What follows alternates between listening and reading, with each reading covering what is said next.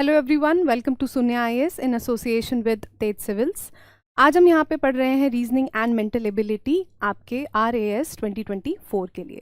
This is your class number 9, जिसमें हम पढ़ने वाले हैं आपका perimeter and area of plane figures, that is समतलीय चित्रों के परिमाप एवं क्षेत्र। ठीक है, पेरीमीटर और एरिया पे बात करने से पहले समझ लेते हैं कि ये कौन सा ब्रांच है मैथमेटिक्स का, या ये कौन सा एरिया है आपका क्वांट का, जिसके बारे में आज हम पढ़ने वाले हैं।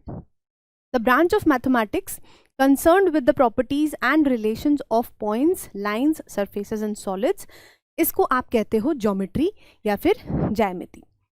मतलब आप अपने आसपास किसी भी तरीके की शेप देख रहे हो। लेट्स सपोज आप एक डॉट देख रहे हो, एक लाइन देख रहे हो, गोला देख रहे हो, स्क्वायर देख रहे हो, कुछ भी। और ज़रूरी नहीं है इस तरीके की शेप हो, कुछ भी हो सकता है। ठीक है, जब हम इन सब शेप्स की बात करते हैं, इनके बारे में पढ़ाई करते हैं, और जब हम उसको एक ग्रुप में डाल देते हैं, उसे आप कहते हो ज्योमेट्री। ठीक है, फिर मेंसुरेशन कहाँ आता है, दैट इज क्षेत्रमिति।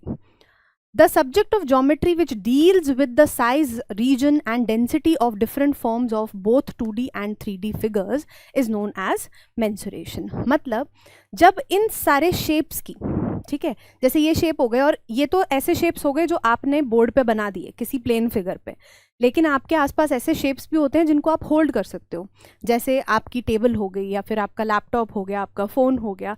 ये सारी जो चीज़ें हैं ये 3D फिगर्स हैं। क्यों? क्योंकि इनके 3 डायमेंशंस हैं, इनमें लेंथ भी है, ब्रेथ भी है और डेप्थ भी है, या फिर हाइट भी है। मतलब कोई ऐसी चीज़ जिसमें लंबाई, चौड़ाई या फिर और गहराई या फिर उसकी हाइट भी हो। ठीक है, तब हम जब इन सब चीज़ों का मेजरमेंट लेने लगते हैं, इनके ऊपर कैलकुलेशंस करने लगते हैं कि मान लो एक आपका इतने इतने साइज़ का एक डब्बा है, तो इसमें कितना पानी फिट आ जाएगा।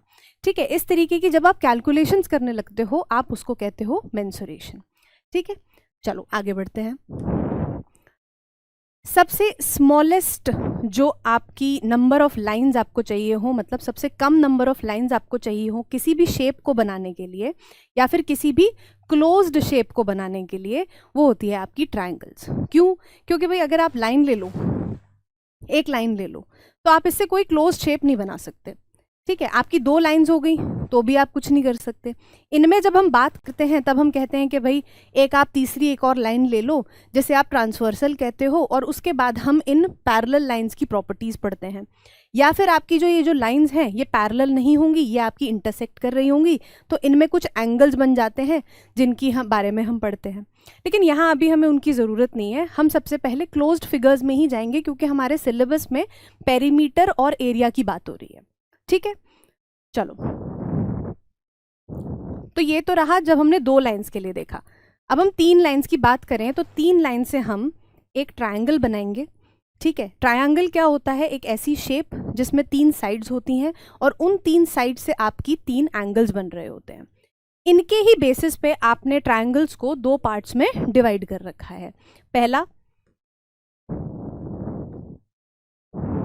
है बेस्ड ऑन साइड्स, मतलब आपकी साइड्स की मेजरमेंट पे। सबसे पहले आता है आपका इक्विलैटरल ट्रायंगल, जिसमें आपकी तीनों जो साइड्स होती हैं वो आपस में क्या होती हैं?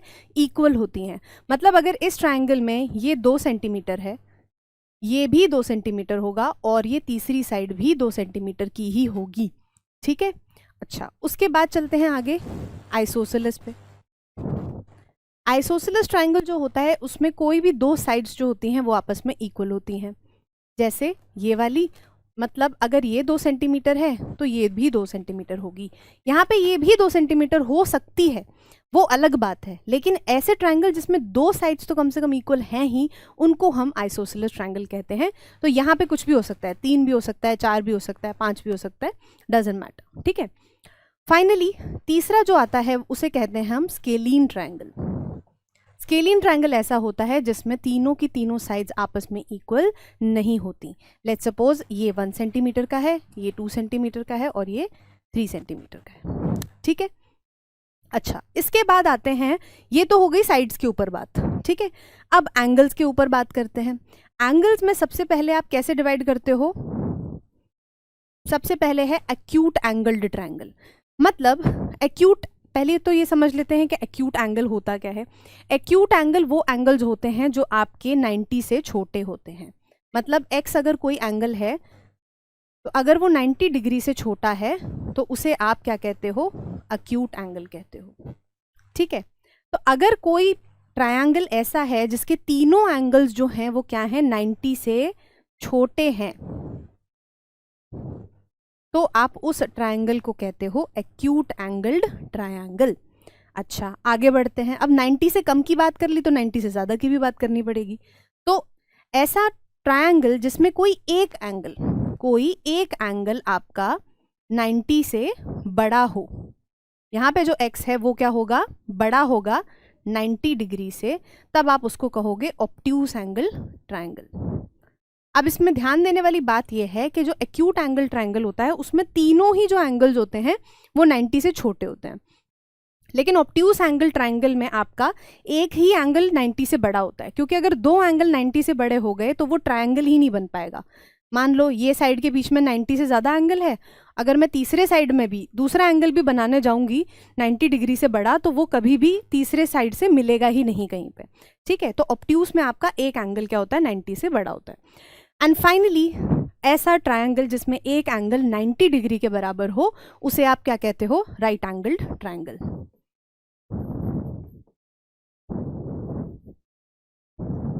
ठीक है, अब इसकी सबसे बड़ी स्पेशलिटी क्या होती है, इसकी सबसे बड़ी स्पेशलिटी होती है आपकी इसके साइड्स के बीच का रिलेशन, जो कि हम अभी अगले स्लाइड में पढ़ेंगे। ठीक है, उसे कहते हैं आप पाइथागोरस थ्योरम, जो कि आपने बचपन से काफ़ी बार पढ़ा होगा, आपको आइडिया भी होगा कि ये क्या होता है। इसके लिए सबसे पहले एक राइट एंगल ट्रायंगल बना लेते हैं, ABC। ABC एक राइट एंगल ट्रायंगल है जो कि आपका राइट एंगल कहाँ बना रहा है, B पे बना रहा है। तो इसकी जो साइड्स के बीच में रिलेशन होता है वो ये होता है कि अगर आप 90 डिग्री के जो ऑपोजिट साइड है उसे H से डिनोट कर दो, इसको B से कर दो और इसको P से कर दो, तो इसका मतलब ये होता है कि आपने क्या किया, एक परपेंडिकुलर मान लिया। परपेंडिकुलर कोई भी ऐसी लाइन होती है जो किसी हॉरिजॉन्टल लाइन के साथ में 90 डिग्री बना रही हो। ठीक है, तो हॉरिजॉन्टल लाइन आपकी क्या बन रही है, BC, उसके परपेंडिकुलर जो भी लाइन है उसको हम परपेंडिकुलर बोल देंगे। यहाँ पे AB जो है वो हमारा परपेंडिकुलर है। यही ट्रायंगल अगर मैं ऐसे घुमा के बना दूं तो मेरा B जो है, मतलब BC जो है वो भी बेस बन सकता है। ठीक है, चलो इसको आप कह रहे हो बेस, इसको आप कह रहे हो परपेंडिकुलर।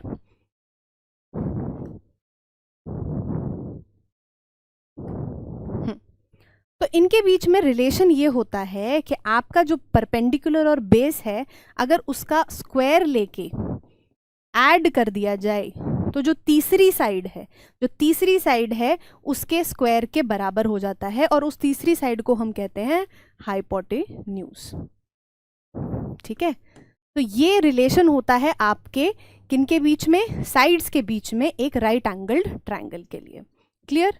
ठीक है, ये तो सबसे पहला फॉर्मूला है भाई जो आपका ट्रायंगल्स में काम आता है सबसे ज़्यादा पॉपुलरली।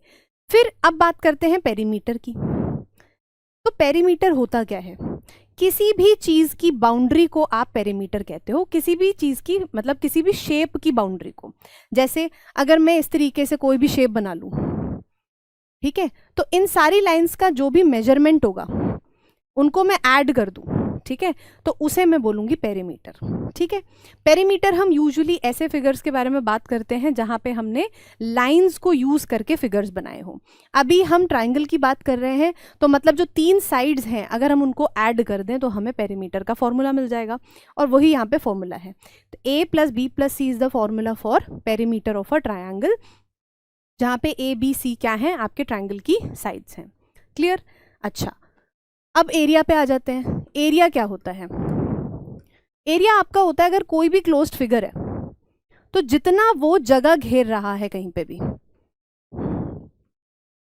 मतलब अगर मैं एक प्लेन शीट ऑफ पेपर ले लूँ और ऊपर से लाइट लगा दूँ उस पर, तो नीचे जो शैडो बनेगी, ठीक है, वो उसका एरिया होगा, मतलब वो कितना स्पेस घेर रहा है कहीं पे। ठीक है, तो एरिया का फॉर्मूला जो होता है वो हमारे ट्रायंगल के लिए होता है हाफ बेस इनटू हाइट। अब बेस और हाइट कैसे आप देखोगे, एक हो गया नॉर्मल ट्रायंगल बना लो जैसे आप, ठीक है, मान लो ये एक आइसोसेलेस ट्रायंगल है, तो इसकी जो बेस होगा वो तो ये वाली साइड हो जाएगी और इसकी जो हाइट होगी वो ये होगी। मतलब उसके टॉप वर्टेक्स से, मतलब उसके सबसे ऊपर वाले पॉइंट से, वर्टेक्स से अगर आप एक परपेंडिकुलर लाइन ड्रॉप करोगे बेस पे, उसको आप हाइट कंसिडर करोगे। ठीक है, अच्छा अब बात कर लेते हैं, ये तो हो गई किसी भी ट्रायंगल की बात। अब हम स्पेसिफिकली एक ट्रायंगल की बात करते हैं जो कि हम अभी पढ़ के आए थे, जिसे आप कहते हो इक्विलैटरल ट्रायंगल। ठीक है, इक्विलैटरल ट्रायंगल की स्पेशलिटी क्या होती है, खासियत क्या होती है कि उसकी तीनों साइड्स जो है वो बराबर होती हैं।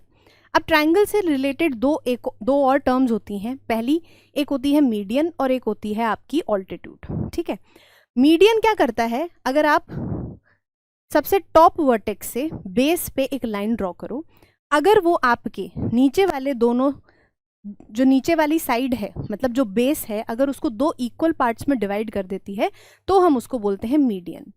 और अगर इसी केस में टॉप वर्टेक्स से एक लाइन ड्रॉप करी जाए जो कि 90 डिग्री बनाए, उसे आप ऑल्टीट्यूड कहते हो। ठीक है, इक्विलैटरल ट्रायंगल में दोनों चीज़ें सेम होती हैं। आपका जो एक लाइन अगर आप परपेंडिकुलर ऊपर वाले वर्टेक्स से नीचे लाओगे तो वो 90 डिग्री पे भी गिरती है और वो नीचे वाले बेस को दो इक्वल पार्ट्स में भी डिवाइड कर देती है। क्लियर? अभी यहाँ पे बस समझने वाली बात ये है कि ये जो इतना साइड है वो आपका a/2 के बराबर होगा। क्लियर? ठीक है, अब हमें पता है कि हमें ट्रायंगल का एरिया निकालने के लिए बेस चाहिए होगा और हाइट चाहिए होगा। अब यहाँ पे हमारे पास बेस तो है, बेस है पूरा a, ठीक है, लेकिन हमारे पास हाइट नहीं है, तो हाइट हम यूज़ करेंगे निकालने के लिए पाइथागोरस थ्योरम। हाइट निकलेगी यहाँ से। अभी हम देख के आए थे कि टॉप वर्टेक्स से आपका बेस पे जो परपेंडिकुलर गिर रहा होगा उसको आप हाइट कहते हो। तो यहाँ पे अगर मैं इतने पार्ट में पाइथागोरस थ्योरम लगाऊं तो कैसे लगेगा, देखो इसको a लिख लेते हैं, इसको b, इसको c और इसको d। तो अगर मैं in triangle a b c की बात करूं तो यहाँ पे ac का स्क्वायर प्लस bc का स्क्वायर किसके बराबर होगा, ab के स्क्वायर के बराबर। ठीक है, ये आपका हाइपोटेन्यूज हो गया 90 डिग्री के ऑपोजिट वाला साइड, और बाकी दोनों साइड्स में से आप किसी को भी परपेंडिकुलर या बेस ले सकते हो। यहाँ पे हमें दिख रहा है क्योंकि बेस आपका BC है तो हमने BC को बेस ले लिया। अच्छा, अब AC की वैल्यू क्या है, AC की वैल्यू है आपकी H, जिसकी वैल्यू हमें निकालनी है। BC है आपका a/2 और AB की वैल्यू है a। तो H की अगर मैं यहाँ से वैल्यू निकालूं तो ये बनेगा a² माइनस a²/4, ये हो गया आपका 3² h², और h की फाइनली वैल्यू आ जाएगी √3a/2। ठीक है ना, दोनों साइड आपने स्क्वायर रूट लगा दिया, h² का स्क्वायर रूट इज h और √3a² का स्क्वायर रूट निकालेंगे तो आपका बनेगा √3a/2। h की वैल्यू मिल गई, अब यहाँ पे फॉर्मूले में पुट कर देते हैं। तो area half base into height के बराबर है, तो बेस की वैल्यू आपको पता है a है और हाइट हमने अभी यहाँ से निकाल ली जिसका वैल्यू है √3a/2। तो अगर आप तीनों चीज़ों को मल्टीप्लाई कर दोगे तो आपको क्या मिल जाएगा, एरिया की वैल्यू। a से a मल्टीप्लाई करेंगे तो a² √3/4। तो ये हो गया आपका फॉर्मूला। अब इस पूरी चीज़ को बताने का पॉइंट ये है कि आपको चीज़ें याद ना करनी पड़े, आप फटाफट से इससे एनालाइज करके दिमाग में बैठा सकते हो कि भाई आपका इक्विलैटरल ट्रायंगल के एरिया का फॉर्मूला ये होता है। क्लियर? तो फॉर्मूला बन गया आपका √3a²/4। आगे बढ़ते हैं। अब मान लो एक ऐसा ट्रायंगल जिसमें आपके पास कोई भी साइड इक्वल नहीं है, जिसे आप क्या कहते हो, स्केलीन ट्रायंगल कहते हो। वैसे यूजुअली कम आते हैं इस पे क्वेश्चंस, लेकिन फिर भी पता होना चाहिए। इस फॉर्मूले को आप कहते हो हेरोन्स फॉर्मूला।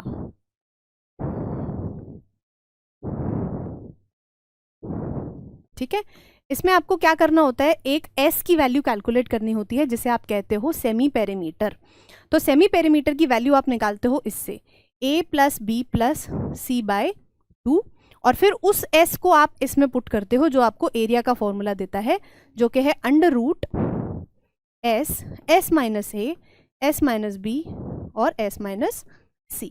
इससे आपको फाइनली एरिया की वैल्यू मिल जाएगी। बस आपको ए बी सी मतलब साइड्स के मेजरमेंट्स पता होने चाहिए, ठीक है। अब इसे एक एग्जाम्पल से समझ लेते हैं। मान लो आपकी ए की वैल्यू है 6, बी की वैल्यू है 8 और सी की वैल्यू ले लेते हैं 10, ठीक है। तो सबसे पहले आप क्या करोगे, सेमी पेरीमीटर की वैल्यू कैलकुलेट करोगे, जो कि हो जाएगा a plus B plus C by 2। ये हो जाएगा 6 प्लस 8 प्लस 10 बाय 2, जो कि है आपका 24 बाय 2। तो s की जो वैल्यू है वो हमें कितनी मिल गई है यहाँ पे 12, ठीक है। अब इसको हम किस में पुट कर देंगे, एरिया के फॉर्मूले में, under root s minus a, s minus B और s माइनस सी। s की वैल्यू कितनी है 12, तो हो जाएगा 12 में से आपको a निकालना है, मतलब 12 माइनस 6, 12 माइनस 8 और 12 माइनस 10, तो ये आपका आ जाएगा 12 इंटू 6 इंटू 4 इंटू 2। अब आप इसको पूरा सॉल्व करके भी आप आंसर निकाल सकते हो, या फिर आप इसी में से आप फैक्टर्स निकाल लो, मतलब दो दो के पेयर्स में से एक एक वैल्यू निकाल लो, आपका आंसर आ जाएगा, ठीक है। अब देखो, अगर मेरे को देखूं ध्यान से मैं, तो मुझे यहाँ से दिख रहा है 4 3 ज़ा 12 होता है, ये 3 इंटू 2 होता है और ये 2 इंटू 2 इंटू 2। तो मेरे पास दो दो के तो 2 पेयर बन गए, मतलब यहाँ से मैं वैल्यू निकाल सकती हूँ और एक 2 इधर से निकल सकता है, तो 3 2 निकल जाएंगे, मतलब 8 और 3, ये बन गया आपका 24 सेंटीमीटर स्क्वायर। मतलब एक ऐसा ट्रायंगल जिसका आपकी साइड्स की वैल्यू है 6 सेंटीमीटर, 8 सेंटीमीटर और 10 सेंटीमीटर, उसका एरिया जो है वो है आपका 24 सेंटीमीटर स्क्वायर, ठीक है। आगे बढ़ते हैं, ठीक है। अब यहाँ पे बात हो रही है, एक क्वेश्चन दिया है, पहले मैं बता देती हूँ आपको, ये क्वेश्चन आपका बेस्ड है पाइथागोरस थ्योरम पे। अब ये कैसे बेस्ड है, कैसे सॉल्व करना है वो अब हम देखते हैं, ठीक है। आइडेंटिफाई कैसे करना है। A circus artist is climbing a 25 metre long rope which is tightly stretched and tied from the top of a vertical pole to the ground at a distance of 7 meter from the bottom of the pole। अब देखो बात किस बारे में हो रही है कि आप एक सर्कस आर्टिस्ट है कोई, ठीक है, वो क्या कर रहा है, एक रोप क्लाइम कर रहा है, ठीक है। अब रोप आप वर्टिकली भी क्लाइम कर सकते हो, मतलब चढ़ सकते हो ऐसे सीधे सीधे, लेकिन यहाँ पे आप ध्यान से अगर देखोगे तो वो आगे बता रहे हैं कि वो जो रोप है उसको टाइटली खींच के क्या किया गया है, एक वर्टिकल पोल पे बांधा गया है, वर्टिकल पोल पे बांध के उसको नीचे कहीं पे बांधा गया है, ठीक है। तो अगर आप इसको पोल मान लो और इसको रोप मान लो, ठीक है, तो 25 मीटर जो है वो क्या है, आपकी रोप है लंबी, और जो वर्टिकल पोल है उसका जो बेस है वो, और जहां पे उस रोप को बांधा गया है उसके बीच का डिस्टेंस कितना है, 7 मीटर, ठीक है। आपको फाइंड करना है हाइट ऑफ द पोल, इसको ABC मान लेते हैं हम। अब हमें साफ पता चल रहा है यहाँ पे क्या है भाई, एक राइट एंगल ट्रायंगल बन रहा है, क्योंकि जो भी वर्टिकल पोल है वो आप टेढ़ा मेढ़ा तो बांधोगे नहीं या फिर लगाओगे नहीं, वो तो सीधा ही लगेगा, तो आपका यहाँ पे क्या हो जाएगा, एक 90 डिग्री का एंगल बन जाएगा, ठीक है। अब बात करते हैं पाइथागोरस थ्योरम लगाने की, तो B और P या फिर B और P कैसे भी ले लो, यहाँ पे हमें दिख रहा है कि बेस आपका BC है, तो B इसको मान लेंगे हम, ठीक है। तो ये हो गया B, ये हो गया P। अब यहाँ पे क्या हो जाएगा, AB का स्क्वायर प्लस BC का स्क्वायर बराबर हो जाएगा आपके AC के स्क्वायर के। AB की वैल्यू कितनी है आपकी, h स्क्वायर प्लस 7 का स्क्वायर प्लस 25 का square, h square equals to, ये वहाँ चला जाएगा माइनस होने, 25 का स्क्वायर होता है आपका 625 और 7 का स्क्वायर होता है 49। अब इसको माइनस करोगे तो आपका आ जाएगा यहाँ पे 576। अच्छा, यहाँ पे जब भी पाइथागोरस थ्योरम के आप क्वेश्चन सॉल्व करोगे तो आपको देखने मिलेगा कि ना आपके स्क्वायर्स बहुत यूज हो रहे हैं, है ना, 1 का स्क्वायर, 2 का स्क्वायर, 3 का स्क्वायर, और स्पेशली आपके 11 से ऊपर वाले जो स्क्वायर्स होते हैं वो बहुत ही, क्योंकि 10 तक तो ऑलमोस्ट सबको याद ही होते हैं, लेकिन आप 11 से 20 तक के स्क्वायर्स पक्का पक्का याद कर लो ध्यान से, टाइम बचेगा और कुछ नहीं होगा। आप बोलोगे कि हम मल्टीप्लाई करके देख लेंगे, वो भी ठीक है, लेकिन अगर आप कर लोगे तो आपके लिए ही फायदेमंद होगा और कुछ नहीं है, ठीक है।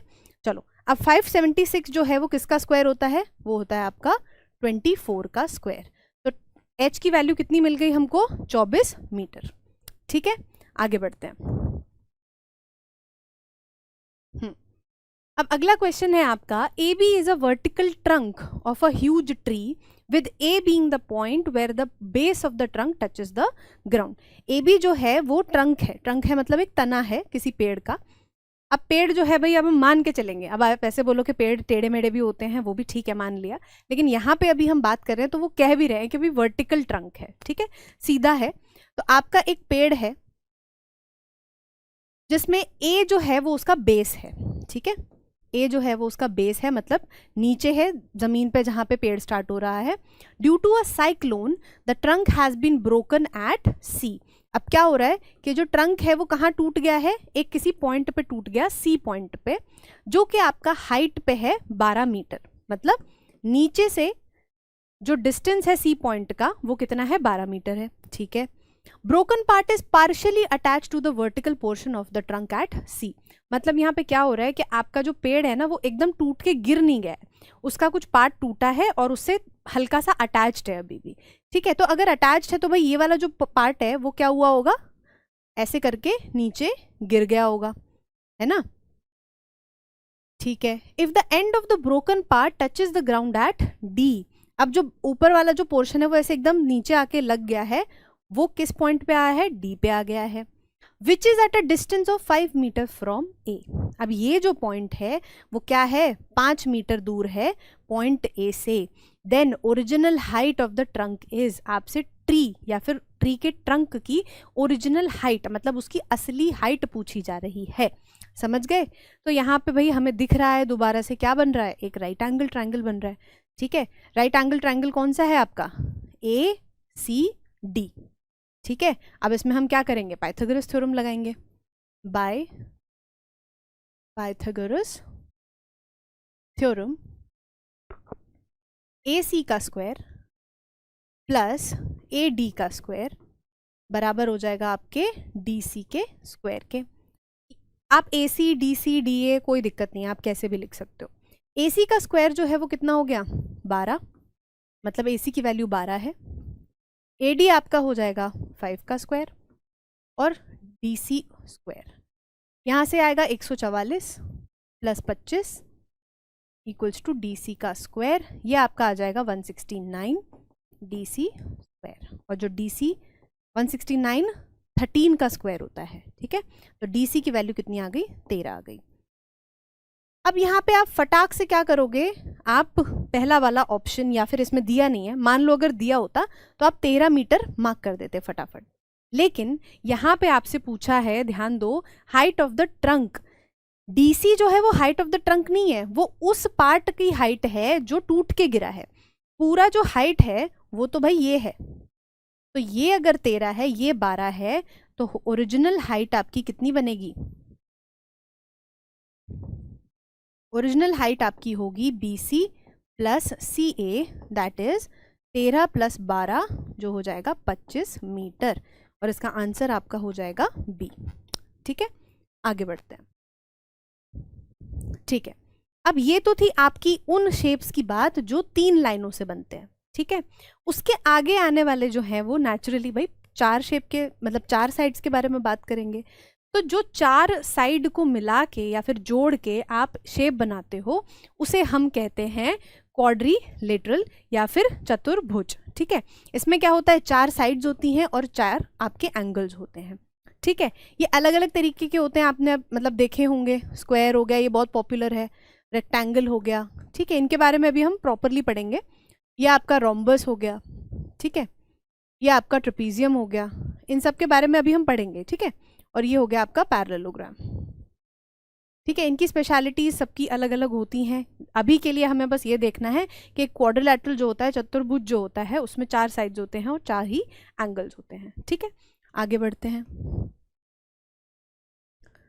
सबसे पहले आपका आता है पैरेललोग्राम। पैरेललोग्राम क्या होता है, parallelogram has opposite sides parallel and equal in length, मतलब एक ऐसा शेप जिसमें 4 साइड्स हों और उसकी जो ऑपोजिट साइड्स हैं वो आपस में क्या होती हैं, पैरेलल होती हैं और इक्वल होती हैं। मतलब ऑपोजिट, मतलब इधर वाली इसके बराबर होगी, नीचे वाली ऊपर वाले के बराबर होगी। ठीक है, तो पैरेललोग्राम की सबसे पहली प्रॉपर्टी यही है कि आपकी उसकी ऑपोजिट साइड जो है वो पैरेलल होती हैं। पैरेलल लाइंस क्या होती हैं? जो कभी भी मिलती नहीं, मतलब वो किसी भी पॉइंट पे उतने ही डिस्टेंस पे रहेंगी, चाहे आप इनको कितने ही किलोमीटरों तक खींच लो। ठीक है, पैरेलल लाइंस नेवर मीट, वो आगे कभी भी जाके इंटरसेक्ट नहीं करती हैं। ठीक है, अब इनके पेरीमीटर की बात करते हैं। पेरीमीटर का फॉर्मूला जो होता है वो होता है आपका 2l + b। l और b यहाँ पे क्या है? उसकी लेंथ और ब्रेड्थ, मतलब उसकी लंबाई और चौड़ाई। लेट्स से इसको आप l मान लो और इसको आप b मान लो। ठीक है, तो आपका जो पेरीमीटर हो जाएगा वो होगा 2l + b। अब ऐसा कैसे बन रहा है? देखो, अब पेरीमीटर के लिए क्या करना होता है? बॉर्डर की आपको एडिशन करनी होती है, मतलब जो लाइंस हैं उनकी सबकी एडिशन करनी पड़ेगी। मतलब एक l इधर से, एक b इधर से, फिर एक l इधर से और फिर एक b इधर से। क्या बन गया? 2l हो गए और 2b हो गए। 2 आप कॉमन निकाल सकते हो, l + b। ठीक है, तो ऐसे आपका बनता है किस चीज़ का formula? Perimeter of a parallelogram का फॉर्मूला।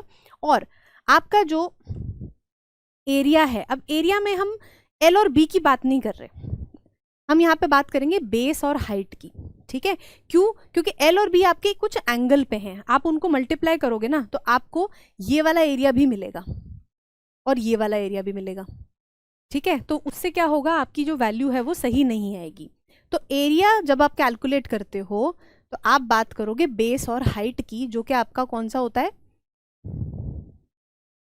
बेस अगर आप बात करोगे तो वो होगा AB।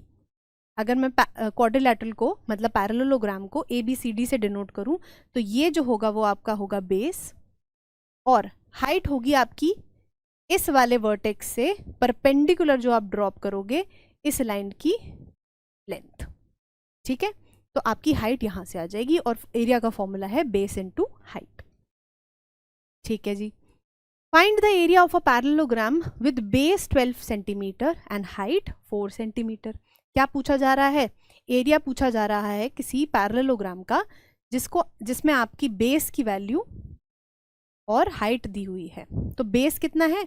12 सेंटीमीटर, और इसकी जो हाइट है ये आपकी दी हुई है 4 सेंटीमीटर। तो हमें पता है कि एरिया का फॉर्मूला क्या होता है? बेस इंटू हाइट, जो कि हो जाएगा आपका 12 × 4, दैट इज 48 सेंटीमीटर स्क्वायर। ठीक है, ऑलराइट। वैसे क्वाड्रिलैटरल्स में से ज़्यादातर क्वेश्चंस आपके आते हैं स्क्वायर और रेक्टेंगल से।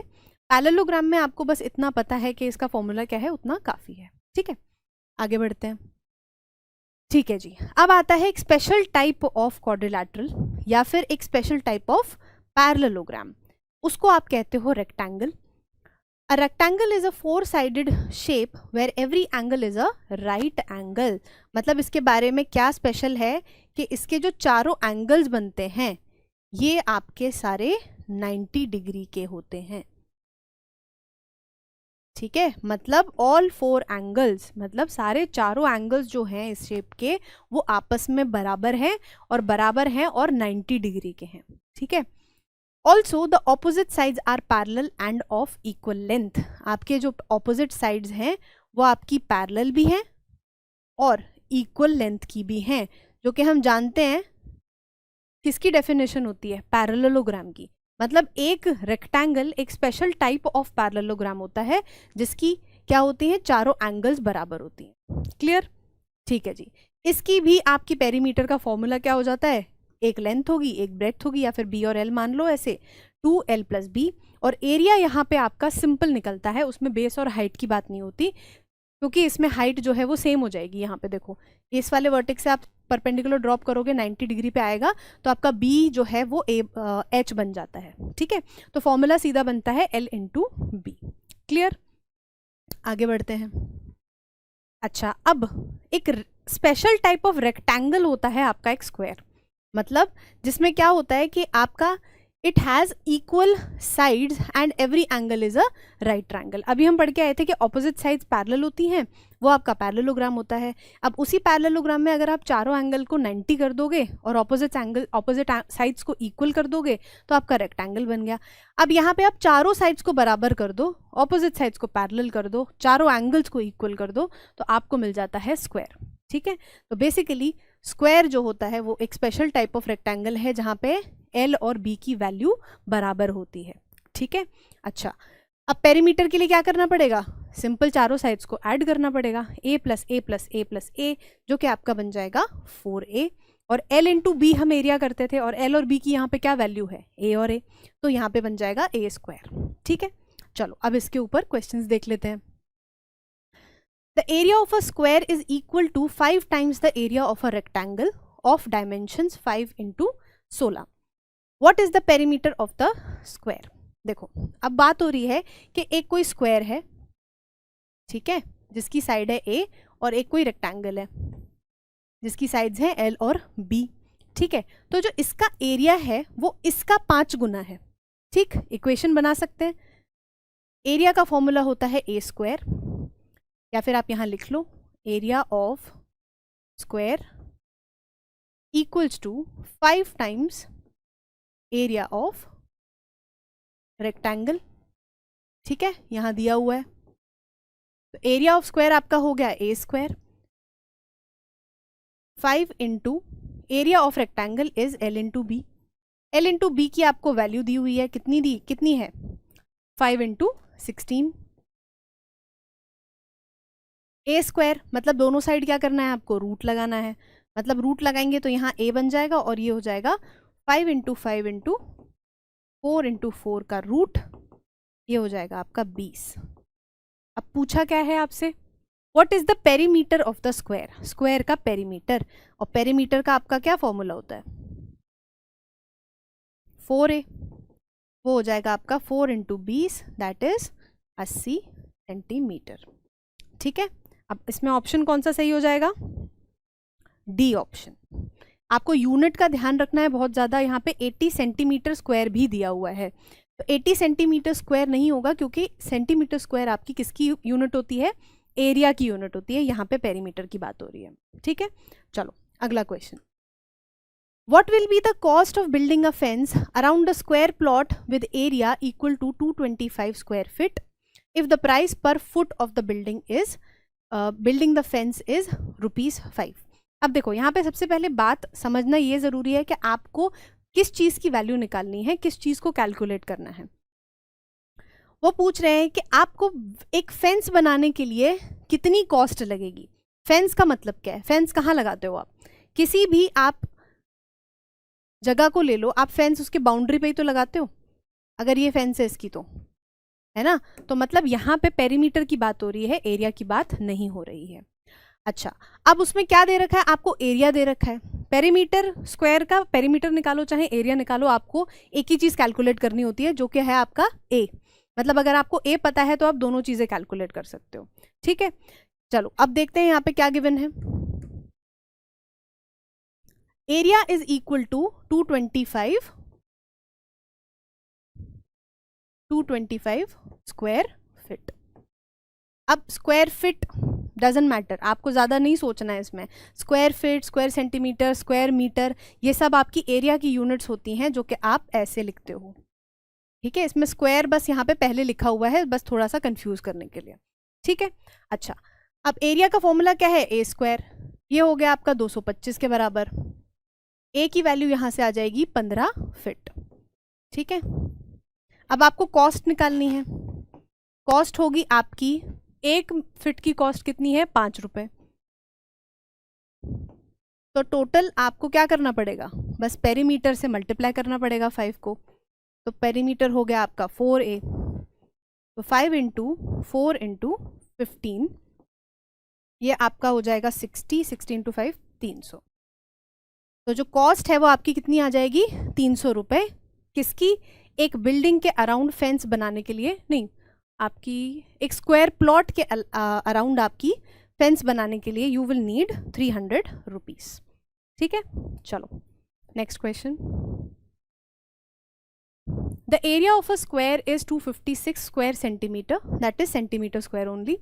Find the ratio of the breadth and the length of the rectangle whose length is twice the side of the square and breadth is 8 centimeter less than the side of the square. अब देखो समझो बात किस चीज़ की हो रही है. पहले आपको एक स्क्वायर दे रखा है जिसका एरिया गिवन है, ठीक है. एरिया यूज करके हम क्या कर सकते हैं, उसकी साइड निकाल सकते हैं. अच्छा, उसी के साथ में बात हो रही है एक रेक्टेंगल की जिसकी आपको लेंथ और ब्रेथ की वैल्यू किसके टर्म्स में दी हुई है, ए के टर्म्स में, मतलब स्क्वायर की साइड के टर्म्स में. उसके बाद वो ब्रेथ और लेंथ का जो है वो रेशियो पूछ रहा है. क्लियर? ठीक है जी. तो एरिया ऑफ स्क्वायर आपको दिया हुआ है कितना, 256 स्क्वायर सेंटीमीटर. एरिया का फॉर्मूला है ए स्क्वायर, ये हो जाएगा आपका 256 के बराबर. और ए की वैल्यू आपकी कितनी हो जाएगी, 16. 16 का स्क्वायर इज 256. अब बात करते हैं रेक्टेंगल की. एल के बारे में क्या दिया हुआ है, L length is twice the side of the square. मतलब जो भी साइड ऑफ स्क्वायर है उसका ट्वाइस करना है, मतलब 2 इंटू 16 दैट इज 32 सेंटीमीटर हो जाएगा. ये भी सेंटीमीटर हो जाएगा, ठीक है.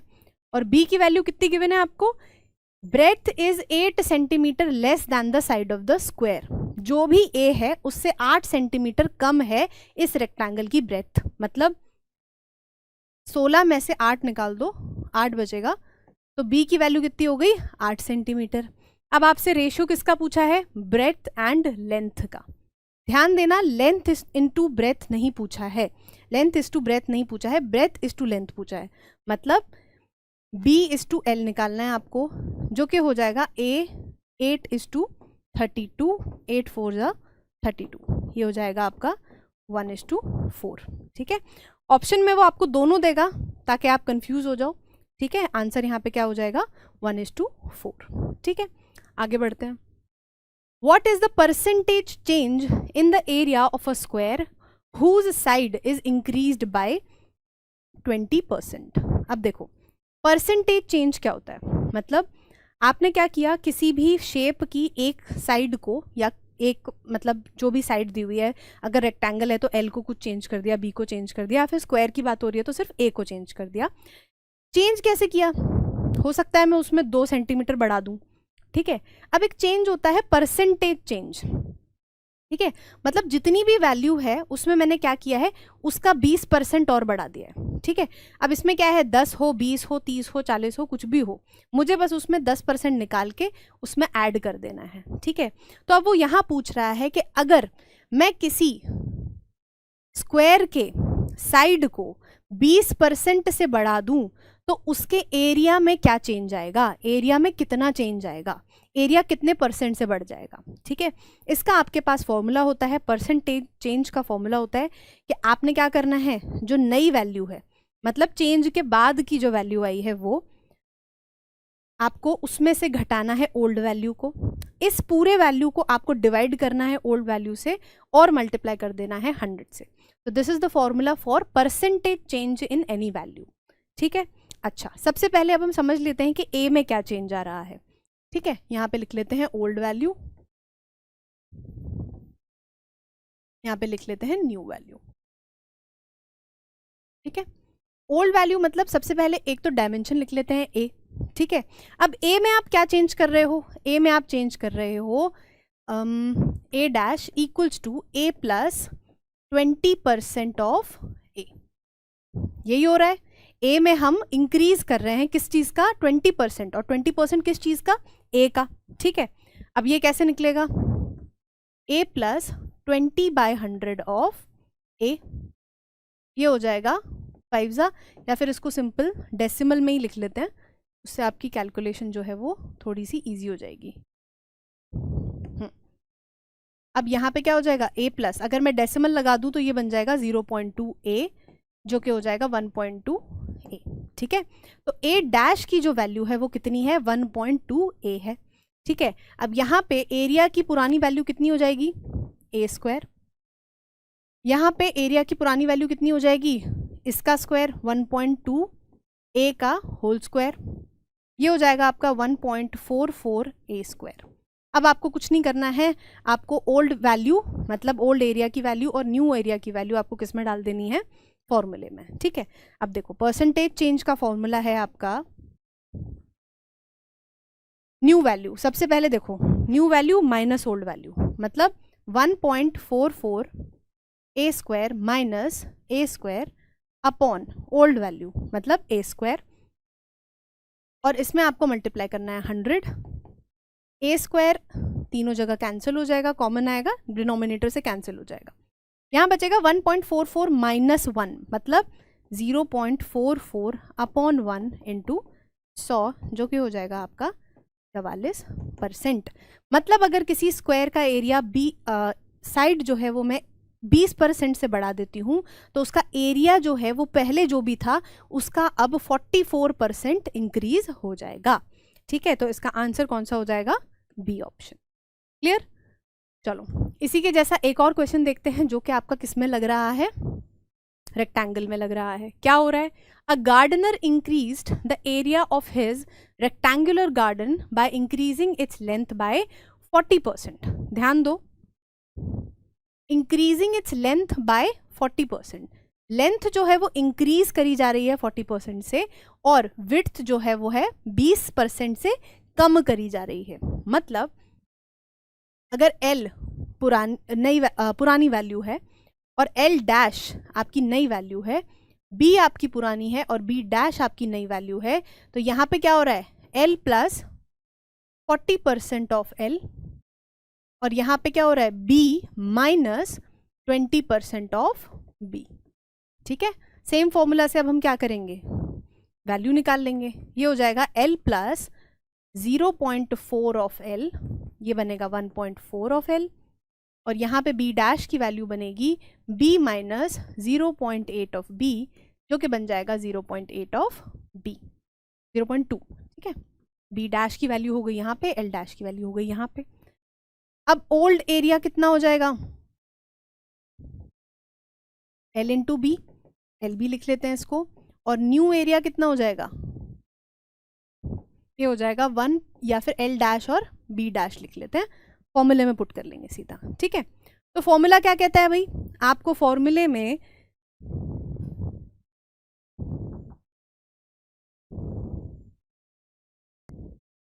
तो आपकी जो वैल्यू है वो क्या हो जाएगी परसेंटेज चेंज में? New value minus old value upon old value into 100। अब इसको ब्लैक से कर लेते हैं, थोड़ा दिख जाएगा ढंग से। अब न्यू वैल्यू भाई कितनी हो जाएगी आपकी? L dash into B dash, मतलब 1.4 L into 0.8 B minus LB upon LB into 100। अब देखो LB तीनों जगह पे क्या है? कॉमन है, मतलब LB ऊपर से कॉमन आके नीचे से कैंसिल हो जाएगा, ठीक है। अब ऊपर क्या बचेगा? 1.4 मल्टीप्लाई 0.8 माइनस 1 इंटू 100। इसको मल्टीप्लाई करेंगे आपका आएगा 8 4 ज़ा 2 3 एंड दिस इज 11, तो 1.12 माइनस 1 इंटू 100, जो कि आपका आ जाएगा सीधा 12%। मतलब अगर आप किसी रेक्टेंगुलर एरिया में लेंथ को 40% से बढ़ाओगे और 20% से कम कर दोगे ब्रेथ को, तो एरिया में ये चेंज आएगा कि ये टोटल एरिया 12% से बढ़ जाएगा। क्लियर? ठीक है जी, आगे बढ़ते हैं। 12 squares are placed to fit in a rectangle of diagonal 5 centimeter. There are 3 rows containing 4 square easy. अब हो क्या रहा है? टोटल कितने स्क्वायर्स हैं आपके पास में? 12, ठीक है। उसमें क्या है? 3 रोज हैं, मतलब 3 ऐसे रोज बनी हुई है, और हर रो में आपके पास 4 स्क्वायर है, ठीक है। तो इसका पहले डायग्राम बना लेते हैं। 3 आपके पास क्या है? रोज हैं, और 4 स्क्वायर जो है वो हर रो में है, ठीक है। No gaps are left between the adjacent squares, what is the area of each square? हर स्क्वायर का एरिया पूछा गया है आपसे। अब ध्यान दो, यहाँ पे वो बोल रहे हैं 12 बराबर, मतलब जितने भी स्क्वायर्स हैं वो सब क्या है? बराबर हैं आपस में। मतलब अगर वो बराबर हैं तो मतलब उनमें क्या बराबर होगा? उनकी साइड बराबर होगी, क्योंकि स्क्वायर में और कोई डायमेंशन तो होता नहीं है, राइट। तो यहाँ पे क्या है? डायगोनल किसका बन रहा है? ये 5 सेंटीमीटर। इस रेक्टेंगल का डायमीटर जो है वो बन रहा है, डायमीटर नहीं सॉरी, डायगोनल, डायगोनल जो है वो बन रहा है आपका 5 सेंटीमीटर। ठीक है, अब इसको कैसे सॉल्व करेंगे, हमें क्या चाहिए, हमें ए चाहिए। ठीक है, तो यहाँ पे ए हमें कहाँ कहाँ दिख रहा है, अगर मैं देखूँ ध्यान से तो ये भी ए होगा, ये भी ए होगा, और ये भी ए होगा, ये भी ए होगा, ये और ये सारी वैल्यूज जो हैं वो किसके बराबर हो जाएंगी, ए के बराबर हो जाएंगी। और मुझे क्या मिल जाएगी, रेक्टेंगल की डायमेंशंस मिल जाएंगी। मतलब ये आपका 3 हो गया, ये आपका 4a हो गया, और ये आपको 5 सेंटीमीटर के बराबर दिया हुआ है। क्या मैं यहाँ पे पाइथागोरस थ्योरम लगा सकती हूँ, बिल्कुल लगा सकती हूँ। क्यों, क्योंकि रेक्टेंगल के चारों एंगल्स जो होते हैं वो कितने होते हैं, 90 डिग्रीज के होते हैं। ठीक है जी, यहाँ पे ए बी और सी, तो ये हो जाएगा आपका ए बी का स्क्वायर प्लस बी सी का square equals to A C का स्क्वायर। ए बी की वैल्यू कितनी है, 3a का whole square, B C square की जगह आप रखोगे 4a का होल स्क्वायर, और ए सी स्क्वायर हो जाएगा 5 का स्क्वायर। ये हो गया आपका 9a square plus 16a square equals to 25। ये हो गया आपका 25a square equals to 25, and 25 से 25 कैंसिल, मतलब a स्क्वायर की वैल्यू आ गई 1। वही आपसे पूछा गया है कि आपको एरिया ऑफ ईच स्क्वायर बताना है, दैट इज a स्क्वायर। तो आपकी वैल्यू कितनी हो जाएगी, 1 सेंटीमीटर स्क्वायर। ठीक है, चलो नेक्स्ट क्वेश्चन। अच्छा, हमारे ये हो गई स्क्वायर और रेक्टेंगल पे बात। एम्पल नंबर ऑफ क्वेश्चंस हमने देख लिए, आपके पाइथागोरस पे भी हो गए, पाइथागोरस और एरिया वगैरह सब मिक्स भी हो गया। ठीक है, अब चलते हैं आपके अगले शेप पे, जिसे बोलते हैं हम rhombus. A rhombus is a four-sided shape where all sides have equal length. Opposite sides are parallel and opposite angles are equal. Rhombus में क्या है भाई, आपका जो सारी sides हैं वो आपकी equal होती हैं। तो थोड़ा अच्छे से बना लेते हैं हम। आपकी जो सारी sides होती हैं वो आपस में equal होती हैं। Opposite sides भाई parallel भी होती हैं। ठीक है, और ऑपोजिट एंगल्स इक्वल होते हैं, मतलब ये एंगल इस एंगल के बराबर होगा और ये एंगल इस एंगल के बराबर होगा, आपस में चारों इक्वल नहीं होते हैं। ठीक है, the diagonals bisect each other at right angles. अब डायगोनल्स क्या होते हैं, डायगोनल्स वो लाइंस होती हैं जो आपके किसी भी 4 साइडेड फिगर के 2 ऑपोजिट वर्टिसेस को जोड़ता है, मतलब 2 ऑपोजिट कोनों को जोड़ता है। ठीक है, तो यहाँ पे डायगोनल इस तरीके का बन जाएगा कुछ, और दूसरा वाला ये बन जाएगा। अब स्पेशलिटी क्या है कि ये जो डायगोनल्स हैं वो बाइसेक्ट करते हैं। बाइसेक्ट का मतलब क्या होता है, दोनों जो हैं जहाँ पे एक दूसरे को कट कर रहे हैं, इंटरसेक्ट कर रहे हैं, तो उस पॉइंट पे दोनों डायगोनल्स 2 इक्वल पार्ट्स में डिवाइड हो जाएंगे। आपस में चारों बराबर नहीं है, लेकिन जिस पॉइंट पे वो कट हो रहे हैं एक दूसरे से, तो दोनों जो आधे आधे पार्ट बनेंगे दोनों डायगोनल्स के, वो आपस में बराबर होंगे। क्लियर? ठीक है जी। इसकी पेरीमीटर की बात करें तो ऑब्वियस सी बात है 4a होगा। क्यों? क्योंकि चारों साइड्स बराबर हैं। एरिया की अगर हम बात करें तो या तो आप इनका बेस और हाइट निकाल लो, मतलब अगर आपको पता है बेस और हाइट तो आप इनको सीधा मल्टीप्लाई कर दो। दूसरा जो फॉर्मूला है वो आपका है डायगोनल्स पे बेस्ड, मतलब हाफ d1 और d2, half into d1 into d2। Clear? आपको इन दोनों चीज़ों में से जो भी सेट पता हो उसकी मदद से आप इसका जो एरिया है वो कैलकुलेट कर सकते हो। ठीक है, चलो अब इसका क्वेश्चन देख लेते हैं। The area of a rhombus is 100 centimetre square या फिर square centimetre, and length of one of its diagonals is 8 centimetre. Find the length of the other diagonal. अब देखो एरिया की बात हो रही है, एरिया में हमें पता है 2 फॉर्मूलाज है हमारे पास, एक है बेस इंटू हाइट, दूसरा वाला क्या है हाफ d1 एंड d2। यहाँ पे डायगोनल की बात हो रही है तो हम कौन सा फॉर्मूला यूज करेंगे, डायगोनल वाला। ठीक है, तो ये हो जाएगा आपका area equals to half d1 into d2। Area की वैल्यू आपको दी हुई है 100, ये हो जाएगा हाफ। d1 की वैल्यू आपको दी हुई है 8 सेंटीमीटर, और d2 आपको निकालना है। 2 4 जा, यहाँ पे मल्टीप्लिकेशन में है तो यहाँ डिवीजन में चला जाएगा। 100/4 इक्वल्स टू d2, ये हो जाएगा आपका 25। तो d2 की वैल्यू हो गई आपकी 25 सेंटीमीटर। ठीक है, जो कि है आपका पहला ऑप्शन। क्लियर? ठीक है, आगे बढ़ते हैं। अगली आपकी जो क्वाड्रिलैटरल शेप है उसे कहते हो आप trapezium. The trapezium is a quadrilateral with one pair of parallel opposite sides. एक ऐसा क्वाड्रिलैटरल मतलब एक ऐसी शेप जिसमें 4 साइड्स हैं और उसमें क्या हो रहा है, आपके सिर्फ एक सेट ऑफ लाइंस जो है वो क्या है, पैरेलल है, बाकी दोनों पैरेलल नहीं है। ठीक है, इसके पेरीमीटर के लिए कोई फॉर्मूला नहीं है, सिंपल आपके पास जो भी साइड्स हैं ए बी सी डी उनको आप ऐड कर दो। ठीक है, A plus B plus C plus D, और आपके जो एरिया का फॉर्मूला है बस वो थोड़ा सा डिफरेंट है। वो कैसे डिफरेंट है कि एरिया जो यहाँ पे बनता है वो बनता है हाफ इंटू एच। अब ये एच क्या है, एच है आपका इसकी हाइट। अब हम जानते हैं कि इस तरीके के फिगर्स की हाइट के लिए हमें क्या करना होता है, हमें उसके टॉप वर्टेक्स से एक परपेंडिकुलर ड्रॉप करना होता है आपके बेस पे, तो आपको क्या मिल जाता है, उसकी हाइट मिल जाती है। मतलब एक तरीके से इन दोनों पैरेलल लाइंस के बीच में जो डिस्टेंस है वो आपका h है। ठीक है, और यहाँ पे आपको फिर ब्रैकेट ओपन, यहाँ पे आपको मल्टीप्लाई करना है a प्लस बी, और a और b यहाँ पे कौन सी साइड्स हैं, जो पैरेलल साइड्स हैं। क्लियर, चलो इसको फॉर्मूले को अप्लाई करके देखते हैं क्वेश्चन में। Find the area of a trapezium whose parallel sides are 20 and 18। मतलब किस किस की वैल्यू दी हुई है, a की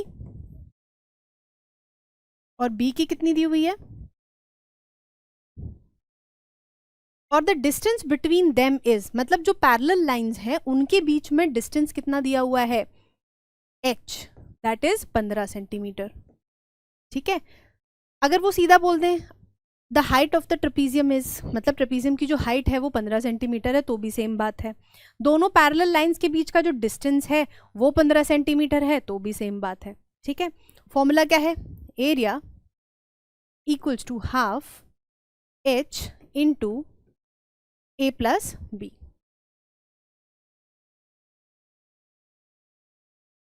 a प्लस बी, ये हो जाएगा हाफ, h की वैल्यू है 15 और a प्लस बी मतलब 20 प्लस 18, ये हो जाएगा यहाँ पे आ जाएगा 38, तो मतलब 15 इंटू 19, ये हो जाएगा आपका 285।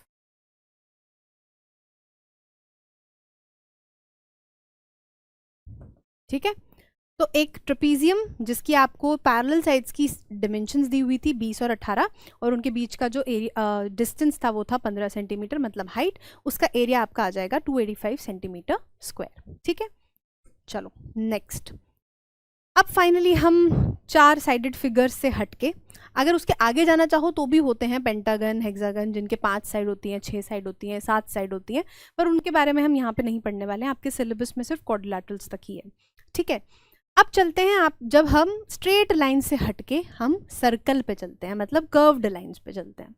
सर्कल क्या होता है, a circle is a closed two dimensional figure in which the set of all points in the plane are equidistance from a given point called centre. देखो सीधी साफ भाषा में क्या मतलब है इसका, कि अगर आप एक पॉइंट ले लो, ठीक है, और फिर सारे उन पॉइंट्स को जोड़ दो जो कि इस पॉइंट से इक्वल डिस्टेंस पे हैं, उसे आप सर्कल बोलोगे। मतलब जो लाइन बनेगी उसके बाद उसे आप सर्कल बोलोगे। मतलब एक पॉइंट लिया मैंने जो कि यहाँ से मान लो 1 सेंटीमीटर दूर है, ठीक है, या 6-7 सेंटीमीटर दूर है। ठीक है, फिर एक और पॉइंट लिया जो इससे 6-7 सेंटीमीटर इस डायरेक्शन में दूर है, फिर इधर फिर इधर फिर इधर। तो ऐसे करके जब आप सारे पॉइंट्स का एक कलेक्शन बना लोगे उसे आप क्या कहोगे, सर्कल। और उस सर्कल का सेंटर वो पॉइंट होगा जिससे सारे जो पॉइंट हैं वो सेम डिस्टेंस पे हैं, मतलब बराबर डिस्टेंस पे हैं। समझ गए? ठीक है, अब इसमें हम बात किस किस चीज़ों की करते हैं। सबसे पहले हम करते हैं डायमीटर की बात। डायमीटर आपकी वो लाइन होती है, अब यहाँ पे मैं एक प्रॉपर सर्कल बना देती हूँ।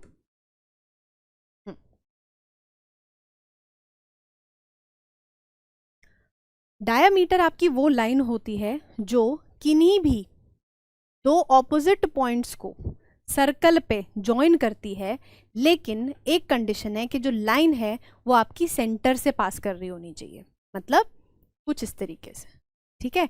सो एनी लाइन जो आपके सर्कल के किसी दो पॉइंट्स को ज्वाइन कर रही है और सेंटर से होती हुई गुजर रही है, उसको आप क्या कहते हो, डायमीटर कहते हो या फिर व्यास कहते हो। ठीक है।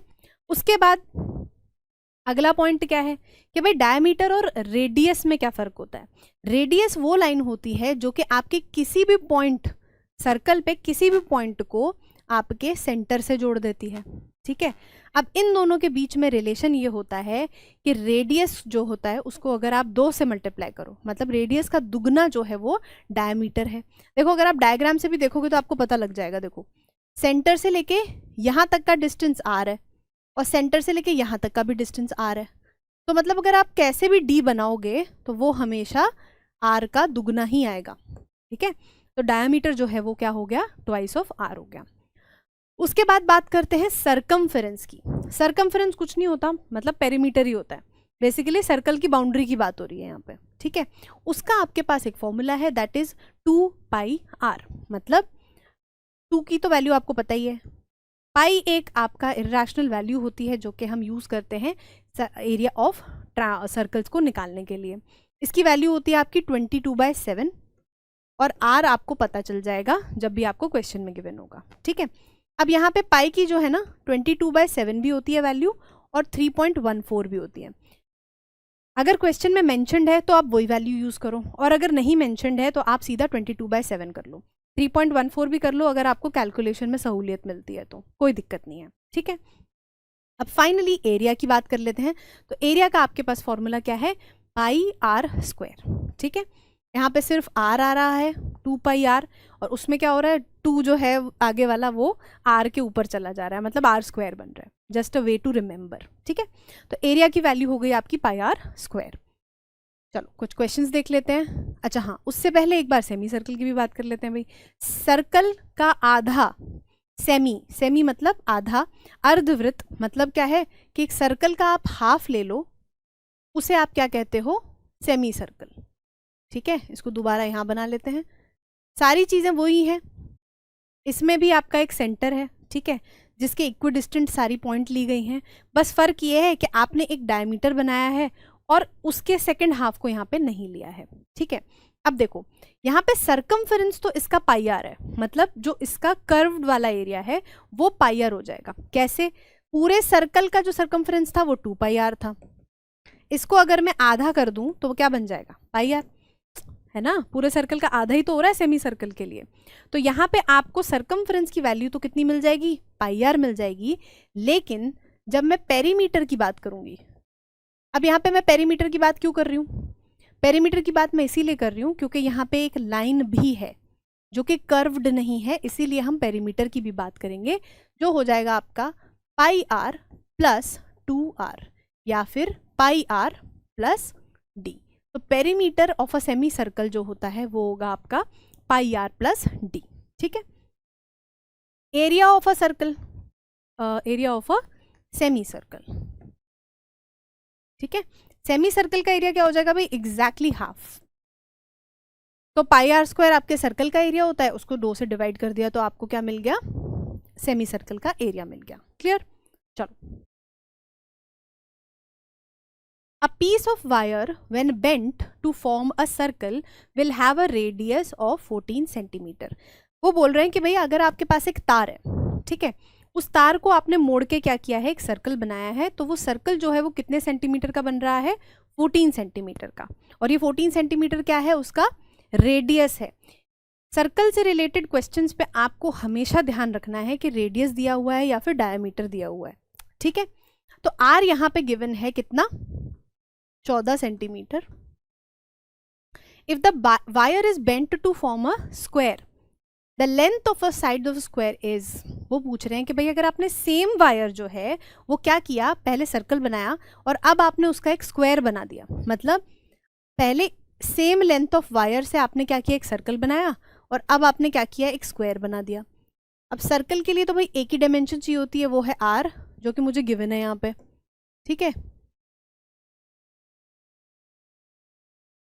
और स्क्वायर के लिए भी मेरे पास एक ही डायमेंशन चाहिए होती है, जो है ए। अब वो पूछ रहे हैं कि if the wire is bent to form a square the length of the side of the square is, बस यहाँ पे एक ही वैल्यू पूछी जा रही है। अब अगर आप ध्यान से देखो तो यहाँ पे जो वायर है वो क्या है, बाउंड्री ही तो बना रहा है, एरिया की तो हम कहीं पे भी बात नहीं कर रहे हैं। तो जो बाउंड्री है उसकी वैल्यू क्या हो जाएगी सर्कल के लिए, सरकमफेरेंस, और सरकमफेरेंस का फॉर्मूला हमें पता है,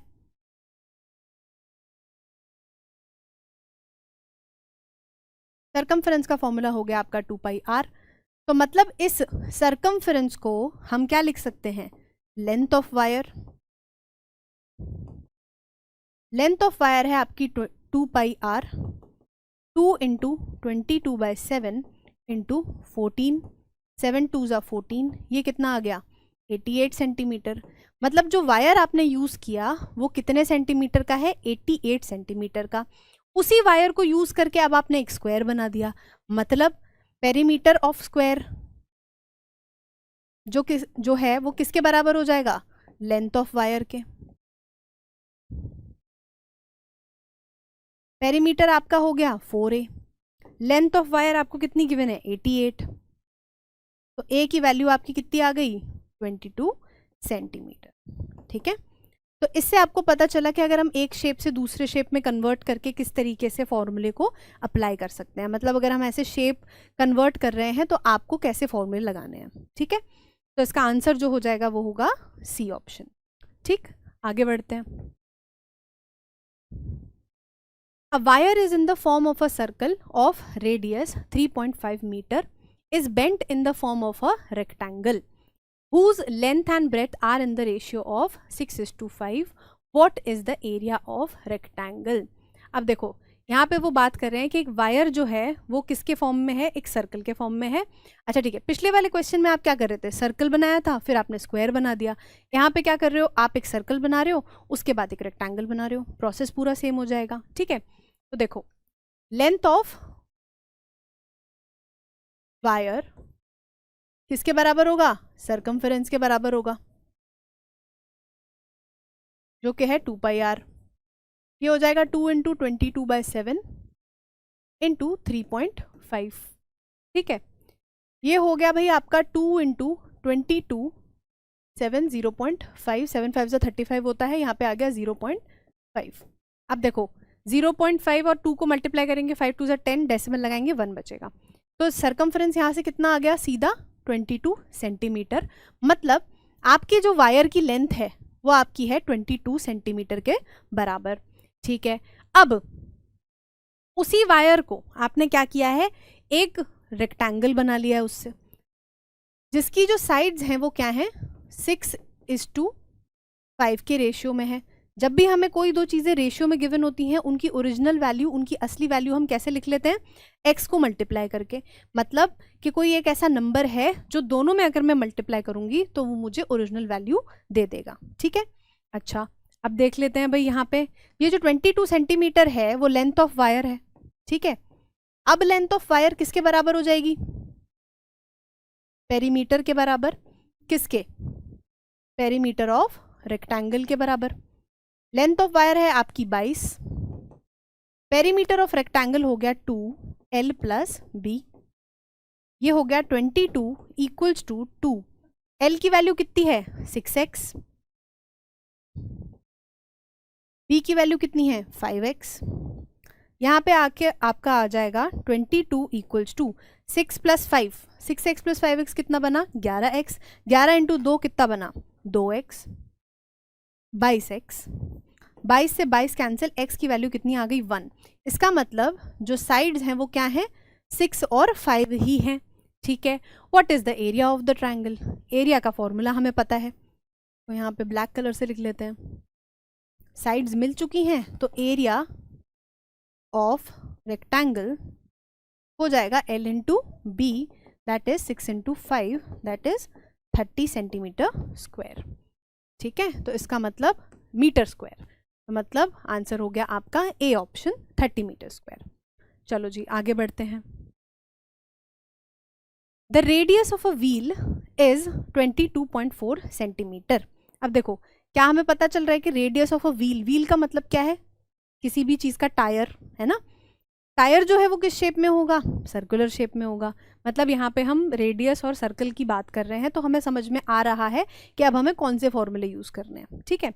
the distance covered by the wheel in making 10 revolutions, मतलब अब हमें पता है कि एक जो व्हील है भाई, कोई है ना टायर है, वो क्या हो रहा है, वो मूव कर रहा है, चल रहा है, तो कुछ डिस्टेंस कवर हो रहा है ना।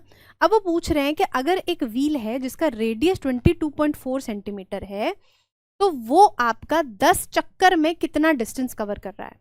अब इस चीज को समझो, मान लो आपके पास एक व्हील है और उसमें आपने के ऊपर एक टेप चिपका दी, ठीक है। अब ये जो टेप है ये वापस ऊपर कितनी देर बाद आएगी, मतलब एक जब पूरा चक्कर हो जाएगा, है ना, इतना, दोबारा से ये जो टेप है ये ऊपर तब आएगी जब एक पूरा चक्कर हो जाएगा। मतलब ये जो पूरा डिस्टेंस है वो किसके बराबर है, वो बराबर है कि टेप ने कितना डिस्टेंस कवर किया। अब टेप कितना डिस्टेंस कवर करेगी, टेप आपका उतना ही घूमेगी जितना सर्कल का क्या है, पेरीमीटर है या फिर सरकमफेरेंस है, समझ गए। तो मतलब एक कोई भी सर्कल या फिर एक कोई भी टायर एक चक्कर में उतना एरिया कवर करता है या उतना डिस्टेंस कवर करता है जितना उसका सरकमफेरेंस है, समझ गए।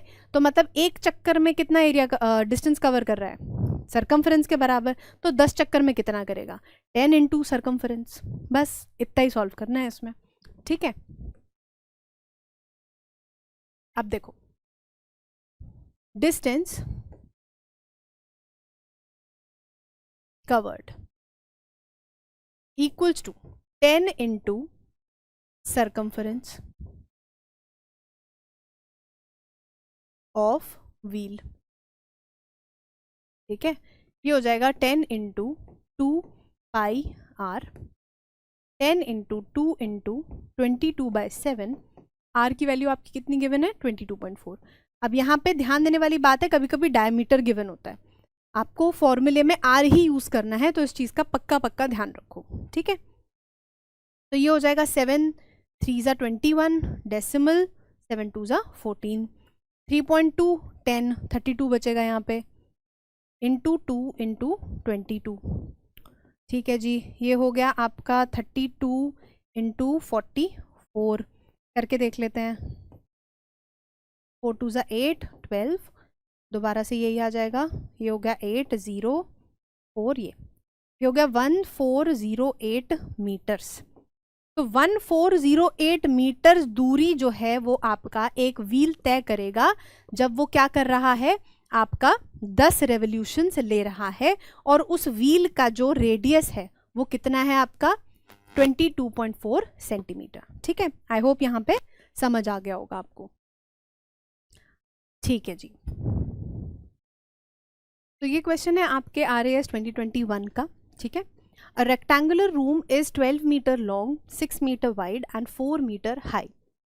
It has 2 doors of size इतना इतना and 2 windows of size इतना इतना। अब देखो, एकदम से देखने में ये लग सकता है कि ये क्वेश्चन तो 3D का है। 3D का मतलब है कि ये क्यूबॉइड शेप का है, 3D शेप है, 3 डायमेंशंस दी हुई है ना।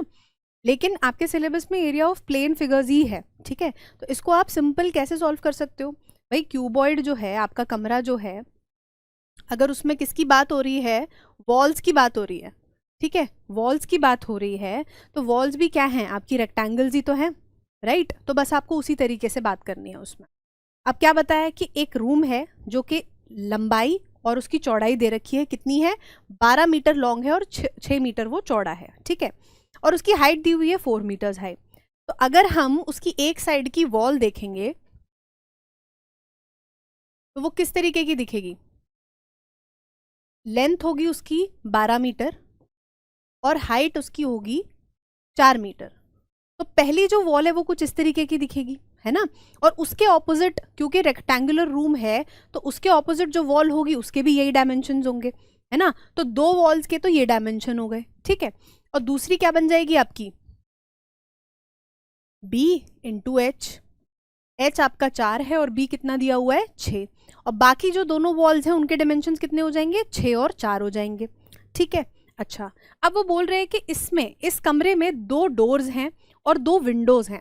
अब जाहिर सी बात है, जब आप किसी भी रूम को पेंट करोगे, आई थिंक पेंटिंग की ही बात हो रही है आगे, हाँ, rate of paint is 15 square metre, 1 metre square को पेंट करने के लिए आपको 15 रुपए चाहिए, तो आपको सारी वॉल्स को पेंट करने के लिए कितना पैसा चाहिए होगा वो आपको यहाँ पे बताना है। ठीक है, तो देखा जाए तो आप जब वॉल्स को पेंट कर रहे हो तो आप दरवाजों वाले एरिया को और विंडोज मतलब खिड़कियों वाले एरिया को तो नहीं करोगे पेंट, है ना। तो आप क्या करोगे, चारों वॉल्स के एरिया को कैलकुलेट करोगे, उसमें से आप क्या कर दोगे, डोर्स और विंडोज के एरिया को माइनस कर दोगे, फिर जो आपको टोटल एरिया मिलेगा उसको आपको क्या करना है, 15 से मल्टीप्लाई करना है और आपको प्राइस मिल जाएगी। समझ गए? ठीक है, अब यहाँ पे देखते हैं एरिया टू बी पेंटेड। अब एरिया टू बी पेंटेड देखो कैसे निकलेगा एरिया ऑफ फर्स्ट वॉल। अब इसी वॉल की जैसी एक सामने भी वॉल है ना, तो जो भी इसका एरिया होगा उसको हम दुगना कर देंगे, मतलब L इंटू एच, ठीक है, plus area of the other two walls, मतलब दूसरी जो दोनों वॉल्स हैं वो कितनी हो जाएंगी, 2 इंटू बी इंटू एच। अच्छा, अब ये तो एरिया हो गया आपकी चारों वॉल्स का। अब इसमें से हमें 2 विंडोज और 2 डोर्स मतलब 2 दरवाजे और 2 खिड़कियों के भी एरिया निकालने हैं, और वो जो हैं वो भी किस शेप में है, आपके रेक्टेंगुलर शेप में है, तो उनका एरिया कितना होगा, L इंटू बी, है ना। तो minus 2L1 into B1 minus 2L2 into B2। ठीक है, अब एरिया टू बी पेंटेड इसको इधर लिख लेते हैं थोड़ा सा, तो ये हो जाएगा 2 12 इंटू 4 प्लस 2 6 इंटू 4 माइनस 2, अब यहाँ पे डोर्स के डायमेंशन देखते हैं, 2 इंटू 1, तो ये हो जाएगा 2 इंटू 1 माइनस 2 1 इंटू 1.5 या 1.5 इंटू 1, कोई बात नहीं, कुछ भी लिख सकते हो आप, 1.5 गुणा 1, ये हो जाएगा आपका 12 4 जा 48, 48 2 जा विल बी 96 प्लस 6 4 जा 24, 24 2 जा 48 माइनस 4 माइनस 3, 2 इंटू 1.5, ठीक है, 1.5 का दुगना कितना हो गया, 3 हो गया, तो ये आपका हो जाएगा 48 में से आप 7 माइनस कर दो, this will be 96 plus 41, this is 137। तो 137 मीटर स्क्वायर जो है वो टोटल एरिया है, तो इसकी जो कॉस्ट है वो कितनी आ जाएगी, 137 इंटू 15। ये करके देख लेते हैं कहीं पे, कहाँ करें, यहाँ कर लेते हैं, ये हो जाएगा 7 5 जा 35, 3 5 3 जा 15, 18 1 6 137, ये हो गया 5 5 1 0 1 2, 2055 रुपए लगेंगे आपके, अगर आपको इस डायमेंशन की 4 वॉल्स को पेंट करना है तो। ठीक है, इसमें कोई घबराने वाली बात नहीं थी, उन्होंने इस तरीके से क्वेश्चन फ्रेम करके दिया कि आपको एकदम से लगे कि यार हमें तो 3D के फॉर्मूले ही नहीं आते। ठीक है, चलो आगे बढ़ते हैं। ये क्वेश्चन है आपके 2023 का। If S represents the area of a square inscribed in a circle, inscribed का मतलब क्या होता है कि आपने उसको एकदम एग्जैक्टली फिट कर दिया एक सर्कल के अंदर, ठीक है, मतलब वो बाहर नहीं जा रहा है उससे। तो अगर मैं एक स्क्वायर को फिट कर रही हूँ एक सर्कल में, तो वो कुछ इस तरीके का दिखेगा, ठीक है, और इसका जो एरिया है वो कितना दिया हुआ है मुझे, S। ठीक है, अब बात कर रहे हैं कि T represents the area of a equilateral triangle inscribed in the same circle, मतलब एक सेम सर्कल आपने दोबारा से ले लिया और अब वो क्या बात कर रहे हैं कि एक इक्विलेटरल ट्राइंगल आपने इसके अंदर रख दिया है, इंस्क्राइब कर दिया है, और इसका जो उसका जो एरिया है वो कितना है, T। ठीक है जी, अब आपसे पूछा जा रहा है कि S और T के बीच में क्या रिलेशन है। ठीक है, चलो पहले अब इनके ना डायग्राम्स हम ध्यान से देख लेते हैं। देखो सेंटर तो हो गई यार यहाँ पे कुछ, ठीक है, अब इक्विलेटरल ट्रायंगल है तो उसकी जो साइड है उसको हम A मान लेते हैं, ठीक है, और यहाँ से लेके यहाँ तक क्या हो जाएगा आपका R हो जाएगा, R मतलब रेडियस हो जाएगा सर्कल का। अब स्क्वायर है तो स्क्वायर के साइड को हम स्मॉल s मान लेते हैं, और यहाँ पे आपका ये आपका R और R हो गया, ठीक है, और ये भी S हो जाएगा। अगर आप ध्यान से देखो तो दोनों ही जगहों पे राइट एंगल ट्रायंगल्स बन रहे हैं, पाइथागोरस थ्योरम यूज करके दोनों जगह पे अगर आप वैल्यूज निकालेंगे तो आपका यहाँ पे a और r का रिलेशन आ जाएगा और यहाँ पे s और r का रिलेशन आ जाएगा। अब इसकी जरूरत क्यों है हमें, देखो यहाँ पे s की बात हो रही है, मतलब एरिया ऑफ स्क्वायर जो कि होगा स्मॉल s का होल स्क्वायर, और यहाँ पे आपके इक्विलेटरल ट्रायंगल की बात हो रही है जो कि हम जानते हैं होता है √3a²। ठीक है, हमें t और s के बीच में रिलेशन निकालना है, दोनों के बीच में रिलेशन निकालना है, तो यहाँ पे वेरिएबल्स जो है वो हमें सेम करने पड़ेंगे, और दोनों जगह पे वेरिएबल सेम कौन सा वाला है, r, तो मतलब आपको a की वैल्यू r के टर्म्स में निकालनी पड़ेगी और यहाँ पे s की वैल्यू r के टर्म्स में निकालनी पड़ेगी। समझ गए? तो वही चीज अगर आप यहाँ करोगे तो आपको वैल्यूज कुछ इस तरीके से मिलेंगी कि a इक्वल्स टू √3r, और यहाँ पे पाइथागोरस थ्योरम यूज करोगे तो s इक्वल्स टू √2r।